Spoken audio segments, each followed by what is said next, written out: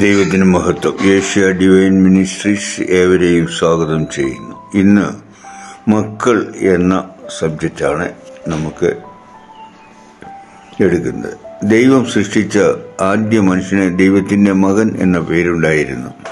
Bible ലൂക്കോസ് 3:38 എന്ന് പറഞ്ഞാൽ പിതൃപുത്ര ബന്ധത്തിലാണ് ആദ്യ മനുഷ്യനെ സൃഷ്ടിക്കപ്പെട്ടത്. ദൈവത്തിന്റെ സാദൃശ്യത്തിലും സ്വരൂപത്തിലുമാണ് മനുഷ്യനെ സൃഷ്ടിച്ചത്. ദൈവം അടുത്തുകൂടാത്ത വെളിച്ചത്തിൽ വസിക്കുന്ന തേജസ്സാണ്. ആയതിനാൽ ആദ്യ മനുഷ്യന് ദൈവ തേജസ്സായിരുന്നു ധരിച്ചിരുന്നത്. വസ്ത്രത്തിന്റെ ആവശ്യമില്ലായിരുന്നു. ദൈവം ആത്മാവാണ്. ആയതിനാൽ സൃഷ്ടിക്കപ്പെട്ട മനുഷ്യൻ ആത്മസ്വഭാവമുള്ളവൻ ആയിരുന്നു. ആത്മാവ് മരിക്കുന്നില്ല. ആയതിനാൽ ആത്മസ്വഭാവമുള്ള മനുഷ്യനും മരണമില്ലായിരുന്നു. ദൈവമകനായി സൃഷ്ടിച്ചതിനാൽ ദൈവം സൃഷ്ടിച്ച സകലത്തിന്മേലും മനുഷ്യന് അധികാരമുണ്ടായിരുന്നു. മനുഷ്യനെ സ്വതന്ത്ര ചിന്താഗതിയോടെയാണ് സൃഷ്ടിച്ചത്. കൂടാതെ ദൈവം നന്മയും തിന്മയും സൃഷ്ടിച്ചു. നന്മയോ തിന്മയോ തിരഞ്ഞെടുക്കുവാനുള്ള അവകാശം മനുഷ്യന് കൊടുത്തിരുന്നു. ഈ രീതിയിൽ ദൈവം മക്കൾ എന്ന പദവിയോടെ ആദ്യ കുടുംബം ദൈവത്തോടു കൂടിയായിരുന്നു. ഒരു നാൾ സാത്താന്റെ പ്രേരണയാൽ മനുഷ്യൻ ദൈവകൽപ്പന ലംഘിച്ച് ദൈവത്തെ ഉപേക്ഷിച്ചു. സാത്താന്റെ പിടിയിലായി. ദൈവസന്നിധിയിൽ അത് പാപമായി. പാപത്തിന് ദൈവം കൊടുത്ത ശമ്പളമാണ് മരണം. അതുവരെയും മനുഷ്യന് മരണമില്ലായിരുന്നു. പാപത്തിന് ശമ്പളം മരണം ഏറ്റുവാങ്ങിയ മനുഷ്യൻ ദൈവ കൂട്ടായ്മ നിലച്ചു. നിത്യജീവൻ നഷ്ടപ്പെട്ടു. മകൻ എന്ന പദവി നഷ്ടപ്പെട്ടു. ധരിച്ചിരുന്ന തേജസ് അവനെ വിട്ടുമാറി. നഗ്നരായി ഓടിയൊളിച്ചു.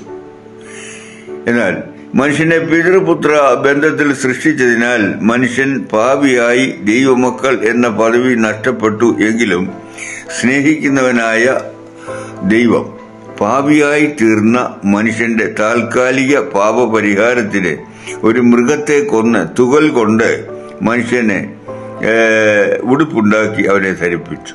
അങ്ങനെ യാഗത്താലുള്ള രക്തം ചിന്തി മനുഷ്യനെ താൽക്കാലിക പാപപരിഹാരം ഉണ്ടാക്കി. എങ്കിലും സന്താനപുഷ്ടിയുള്ളവരായി വർദ്ധിച്ചു പെരുകട്ടെ എന്ന് അനുഗ്രഹം മനുഷ്യന് അനുവദിച്ചിരുന്നതിനാൽ തുടർന്ന് പാപത്തോടുകൂടി ജനിക്കുന്ന മനുഷ്യവർഗത്തിന്റെ രക്ഷയ്ക്കായി പാപം പരിഹരിച്ച് വീണ്ടും ദൈവമക്കൾ എന്ന പദവി തരുവാൻ, ദൈവീയ കൂട്ടായ്മ ആരംഭിക്കുവാൻ കാലത്തിന്റെ തികവിൽ സ്ത്രീയുടെ സന്തതിയായി ദൈവം പിറക്കും എന്ന് പാപം ചെയ്ത ആദ്യ മനുഷ്യനെ വാഗ്ദത്തം ചെയ്തിരുന്നു. ഏത് പ്രവൃത്തിയും സാത്താന്റെ അല്ലെങ്കിൽ ഇബിലീസിന്റെ പ്രവൃത്തിയാണ്. മനുഷ്യൻ പാപിയായതിനാൽ ആ രക്തത്തിൽ പെടുന്ന തലമുറകളും പാപത്തിന് ശമ്പളമായ മരണത്തിന്റെ പ്രവൃത്തിയാണ് ചെയ്യുന്നത്. അവൻ ചെയ്യുന്നത് നന്മ പ്രവൃത്തികളും ദൈവസേനയിൽ കറപുരണ്ട തുണി പോലെ എന്നാണ് ദൈവവചനം പറയുന്നത്. മനുഷ്യനിൽ ദൈവം ഇല്ലാത്തതിനാൽ അല്ലെങ്കിൽ ദൈവിക സാന്നിധ്യം മനുഷ്യനിൽ ഇല്ലാത്തതിനാൽ മനുഷ്യൻ പാപിയായി തീർന്നതിനാൽ പാപികളുടെ പ്രാർത്ഥന ദൈവം കേൾക്കുന്നില്ല. മനുഷ്യവർഗത്തിലെ കഷ്ടം, ദുഃഖം, പ്രയാസം, മരണം എല്ലാം ഏറി വന്നപ്പോൾ ദൈവം മനുഷ്യനിൽ പ്രവർത്തിക്കുന്നില്ല എന്ന് മനസ്സിലാക്കി ദൈവത്തെ പ്രസാദിപ്പിക്കാൻ ഓരോ അഭിപ്രായങ്ങൾ മനുഷ്യൻ കണ്ടുപിടിച്ചു. അതാണ് മതങ്ങൾ. മതം എന്നാൽ അഭിപ്രായം. മതങ്ങളുടെ ഉത്ഭവം തന്നെ ദൈവത്തെ പ്രസാദിപ്പിക്കാനുള്ള കുറുക്കു വഴി ഈ മനുഷ്യൻ കണ്ടുപിടിച്ചതാണ്. ഇവിടെ മതം പറഞ്ഞിരുന്നാൽ ദൈവം പ്രസാദിക്കുകയില്ല. ദൈവം പരിശുദ്ധനും മനുഷ്യൻ പാപിയുമാണ്. ദൈവം പ്രസാദിക്കാൻ പാപം മാറിക്കിട്ടണം. അതിനുള്ള യഥാർത്ഥ വഴി മതം അല്ലെങ്കിൽ അഭിപ്രായമല്ല, പൂർണ്ണ രൂപം അഥവാ യഥാർത്ഥ സത്യം എന്താണെന്ന് അറിയണം. ഒരു വിഷയത്തെക്കുറിച്ച് പല അഭിപ്രായങ്ങൾ അല്ലെങ്കിൽ മതങ്ങൾ പറയാം. എന്നാൽ അതിലൊരു പൂർണ്ണ സത്യം അറിയണം. ആ സത്യം അതാണ് യേശു. മനുഷ്യൻ പാപം ചെയ്ത് ദൈവതേജസ് നഷ്ടപ്പെട്ടപ്പോൾ രക്തം ചിന്തനാൽ താൽക്കാലിക പാപപരിഹാരം വരുത്തിയിട്ട് കാലത്തിന്റെ തികവിൽ സ്ത്രീയുടെ സന്തതിയായി പിറക്കും എന്ന് വാഗ്ദത്തം മനുഷ്യന് കൊടുത്ത ദൈവമാണ് യേശു.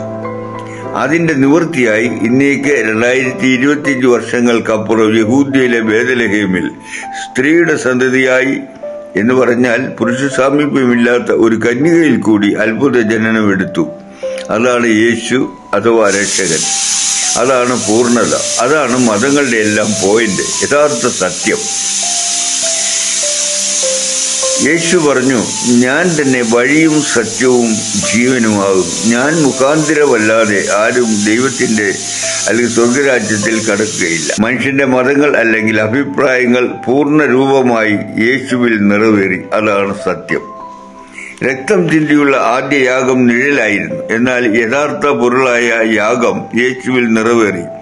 രക്തം ചിന്താതെ വിമോചനമില്ല എന്ന് ബൈബിൾ പറയുന്നു. യേശുവിന്റെ കാൽവറി യാഗം ലോകത്തിലെ ആദാമ സന്തതിയായി പാപത്തിൽ ജീവിക്കുന്ന സകല മനുഷ്യർക്കും പാപമോചനവും നിത്യജീവനും മകൻ എന്ന പദവിയും നഷ്ടപ്പെട്ട തേജസ്, അധികാരം വീണ്ടും ലഭിക്കുന്നു.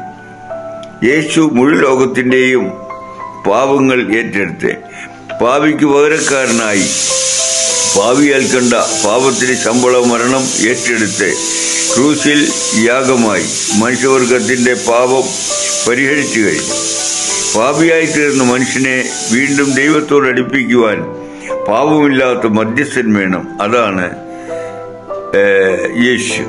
പ്രപഞ്ച സൃഷ്ടിക്ക് വേണ്ടി ഉപയോഗിച്ച ദൈവത്തിന്റെ വചനം തന്നെ പാപമില്ലാത്തവനായി ജഡാവതാരമെടുത്ത് യാഗമായി മരിച്ച് അടക്കപ്പെട്ട് മൂന്നാം നാൾ ഉയർത്ത് ഇന്ന് ജീവിക്കുന്ന ദൈവമാണ് യേശു.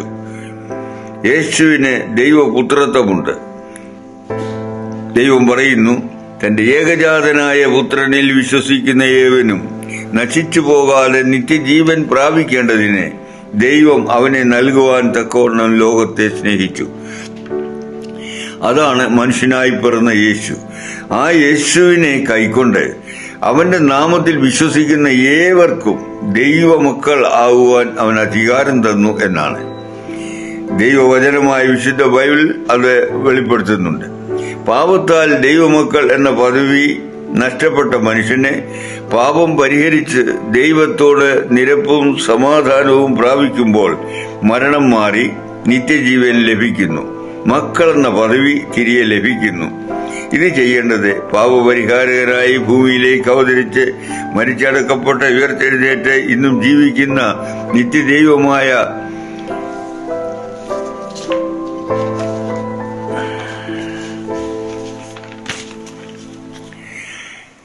യേശുക്രിസ്തുവിനെ വ്യക്തിപരമായി ഓരോരുത്തരും രക്ഷകനും ദൈവവുമായി ഹൃദയത്തിൽ വിശ്വസിക്കുകയും വായ്കൊണ്ട് ഏറ്റുപറയുകയും ചെയ്യുമ്പോൾ ആണ്.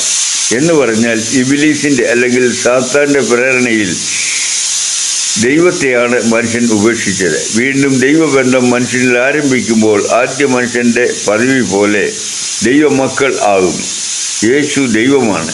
യേശു ഉള്ളിൽ വന്നു കഴിഞ്ഞാൽ നിത്യജീവൻ, സ്വർഗരാജ്യം, മക്കൾ എന്ന പദവി വിശ്വാസത്താൽ എല്ലാവർക്കും ലഭിക്കുന്നു.